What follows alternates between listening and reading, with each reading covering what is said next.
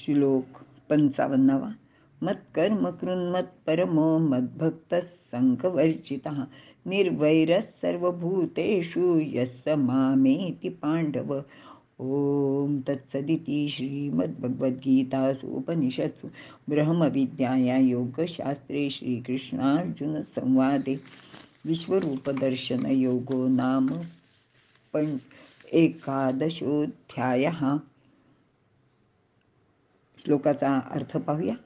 अर्जुना, जो माझ्यासाठी कर्म करतो, जो मला परमश्रेष्ठ आहे असे मानतो, जो भोगापासून अलिप्त असतो आणि सर्व भूतांसंबंधी निर्वैर असतो, तो माझा भक्त मला प्राप्त होतो. सर्व कर्मे परमेश्वराचीच आहेत या बुद्धीने कर्म करणारा तो मतपरायण व संगरहित, भोगापासून अलिप्त आणि सर्व भूतांचे ठाई निर्वैर असलेला माझा भक्त मला म्हणजे परमेश्वराला येऊन पोहोचतो, असे भगवंत अर्जुनाला इथे सांगत आहेत. विवरण.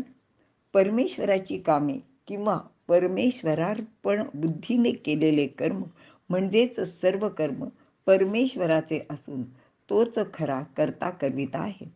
आपण निमित्त मात्र आहोत अशा निरभिमान बुद्धीने जगातील व्यवहार करणे, अशी कर्मे शांतीच्या किंवा मोक्ष प्राप्तीची आड येत नाहीत.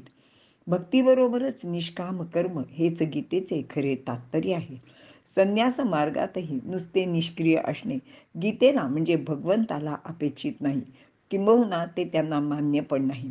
त्यासाठी मत्कर्मकृत असा शब्द प्रयोग केला आहे. यासाठी माणसाने म्हणजेच साधकाने सर्वप्रथम अहंकार सोडला पाहिजे. हा श्लोक म्हणजे संपूर्ण गीतेचे सार आहे असे शंकराचार्य म्हणतात, तर विनोबाजी म्हणतात, याप्रमाणे कर्म करणारा परमेश्वराचे हातातील जणू हत्यारच बनतो. मत्कर्मकृत भगवंताला प्राप्त करून घेण्याचा हा पहिला उपाय आहे. याचे अवलंबन केल्यास मनुष्याला ईश्वर प्राप्तीची अंतिम सिद्धी प्राप्त होते. यामध्ये ईश्वराचे कर्म करणे किंवा प्रत्येक कर्म ईश्वरालाच अर्पण करणे हे कर्मयोगाचे मर्म सांगितले आहे. भगवंताचे कर्म म्हणजे सज्जनांचे रक्षण, दुर्जनांचा विनाश आणि धर्माची स्थापना किंवा पुनरुज्जीवन. याचे सिद्धीसाठी अनेक प्रकारची कर्मे आवश्यक असतात. अशा कार्याला सहाय्यक अगर पूरक कार्य करणे, जसे महाराष्ट्रात शिवाजीराजांच्या स्वराज्य स्थापनेचे कार्यात अनेक शेतकरी, सामान्य नागरिक, स्त्रिया, मुले इत्यादींनी आपापल्या परीने अनेक प्रकारचे सहकार्य केले आणि हे सर्व परमेश्वराचेच कार्य आहे असे केल्याने मनुष्याचा निश्चित उद्धार होतो. मतपरम, एका परमेश्वराशिवाय दुसरे येथे काही नाही. आपले ध्येय किंवा प्राप्तव्य सर्व काही परमेश्वरच आहे. त्याचे व्यतिरिक्त दुसरा विचार सुद्धा मनात येत नाही. सर्व इंद्रिये व मन त्यासाठीच कार्य करतात. त्याचेच रूप सर्वत्र पाहतात. जसे सावतामाळी, शेत, शेतातील विहीर, जमीन, झाडे, फुले हे सर्व भगवंताचेच रूप आहे या भावनेने शेतात काम करीत होते. कांदा मुळा भाजी अवघी विठाई माझी, मग त्यांना सोडून तो विठ्ठल दर्शनासाठी कधी पंढरपूरला सुद्धा गेला नाही. अशा भक्ताला भेटण्यासाठी सर्व संतांबरोबर प्रत्यक्ष पांडुरंगच त्यांचे घरी प्रगट झाले होते. याला मतपरम असे भगवंत म्हणत आहेत. थोडक्यात वासुदेव सर्व अशी दृष्टी प्राप्त होणे. मदभक्त, परमेश्वराचा भक्त कृतकृत्य होतो. तो भक्त असा असतो जो तत्परतेने सेवा करतो. भज सेवाया यापासून हा शब्द तयार झाला आहे. मालकाचे मन प्रसन्न होईल अशा प्रकारची सेवा करणे. सबका मालिक परमेश्वरच, त्याचे काम यथायोग्यपणे करणे हे खऱ्या भक्ताचे लक्षण आहे. त्याचबरोबर हे काम निष्काम बुद्धीने सुद्धा केले पाहिजे. निष्काम भक्त म्हणजेच स्वयंसेवक, तो केवळ स्वांत सुखाय सेवाभाव मनात ठेवून काम करतो. ते काम कोणतेही असो, ते भगवंताचे आहे या भावनेने केले तर ते पवित्रच होते आणि भगवंतासाठी केले तर ते चांगलेच होते. त्यात यशप्राप्ती असते, पण त्याचे श्रेयही भगवंतालाच द्यावे. जसे आपण रोजचा स्वयंपाक करतो, किंवा विशिष्ट पूजेच्या नैवेद्यासाठी भगवंताला महाप्रसाद म्हणून अर्पण करण्याचा स्वयंपाक करतो, यात चवीचा किंवा स्वादाचा निश्चितपणे फरक जाणवतो. उदाहरणार्थ, आपण नेहमी शिरा करतो, तो अगदी सत्यनारायणाचा प्रसाद करतो तसेच सर्व काही साहित्य घेऊन जरी केला तरी तो सत्यनारायणाच्या प्रसादासारखा अप्रतिम चवीचा कधीच लागत नाही. किंवा गोंदवले अथवा सज्जनगडावरील आमटी भाताचे जेवण, तेथील लोक असे सांगतात की मसाला तुम्ही तोच जरी वापरलात पण त्यात तुम्ही रामनामाची गोडी टाकत नाही. इथे मात्र यात रामनामाची गोडी असते.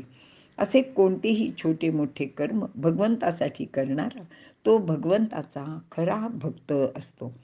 संगवर्जित, आसक्तीची इच्छा नसणारा. संग म्हणजे भोगाचा संग, कर्मफलाचा उपभोग घेण्याची इच्छा. कोणत्याही कर्माचे फल मला उपभोगार्थ मिळावे ही इच्छा. शतक्रतू यजिले माते की इप्सिताती स्वर्ग सुखाते. अशा यज्ञकर्त्या दीक्षितांचे कर्म लाजीरवाणे आहे असे ज्ञानदेव सांगतात. पण खरा भक्त भगवंताकडून कशाचीच अपेक्षा कधीच करत नाही.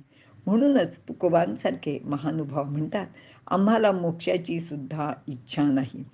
हे सर्व संत संगवर्जित असतात. त्यांना मोठेपणा, नावलौकिक किंवा कोणत्याही प्रकारच्या सुखोपभोगाची इच्छा मनात नसते. समर्थांनी हजारो मठांची स्थापना केली, पण कोणत्याही मठाचे मठाधिपती ते कधीच झाले नाहीत. ही संगवर्जिता आहे. भोगांची इच्छा नाही, मग संग्रहाची पण गरज नाही. म्हणून मग कोणत्याच गोष्टीची आसक्ती मनाला उरत नाही. सर्व भूतेषु निर्वैरस, प्राणीमात्रांवर दया. एवढेच नाही तर कोणाबद्दलही वैरभाव मनात न बाळगणे, कोणाचाही द्वेष न करणे. अद्वेष्टा सर्व भूतांना, सर्वांशी सारखेपणाने समभावाने वागणे. ज्याप्रमाणे उत्तमाते धरिजे का अधमाते अभेरिजे, हे काहीच नेणिजे वसुधा जेवी. किंवा खांडावया घाव घाली अथवा लावणी जयाने केली, त्या दोघा एकची दे सावली वृक्ष जैसा. येथे सर्व भूत हा शब्द आहे. भूत म्हणजे सर्व प्राणीमात्र आणि उत्पन्न झालेले सर्व म्हणजेच कोणत्याही प्राणीमात्राचा किंवा पदार्थाचा अगर वस्तूचा द्वेष न करणे. मनात एखाद्या वस्तूची नावड उत्पन्न झाली की त्याचा आपल्याला राग येतो, त्याचा तिरस्कार वाटतो. एखादा पदार्थ दृष्टीसमोर नकोसा वाटणे, एखाद्याची आठवण आपल्याला त्रासदायक अगर तिरस्कार उत्पन्न करणारी वाटणे, अशा गोष्टीतूनच द्वेष उत्पन्न होतो. असा द्वेषभाव मनातून संपूर्णपणे काढून टाकणे. मात्र द्वेषाचे अभावाने कार्य होणार नाही. द्वेषाचे जागी प्रेमभाव जागृत करावा, तो कार्यप्रवण आहे, हे साधकांनी लक्षात घ्यावे. म्हणूनच सर्वाभूती प्रेमभाव जागृत करून त्याचे भल्यासाठी कार्यरत राहावे. यस्स मामेती, वर वर्णन केल्याप्रमाणे आचरण करणारा भक्त परमेश्वरालाच प्राप्त होतो. संपूर्ण भगवद्गीतेचा हा उपदेश या 5 शब्दात अतिसंक्षेप करून सांगितला गेला आहे.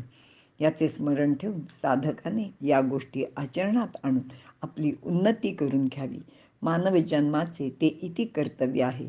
याचे योगानेच त्याला विश्वरूप दर्शन होऊन तो कृतकृत्य होईल. इथे विश्वरूप दर्शनाचा हा 11वा अध्याय संपन्न झाला आहे. श्रीकृष्णार्पणमस्तु.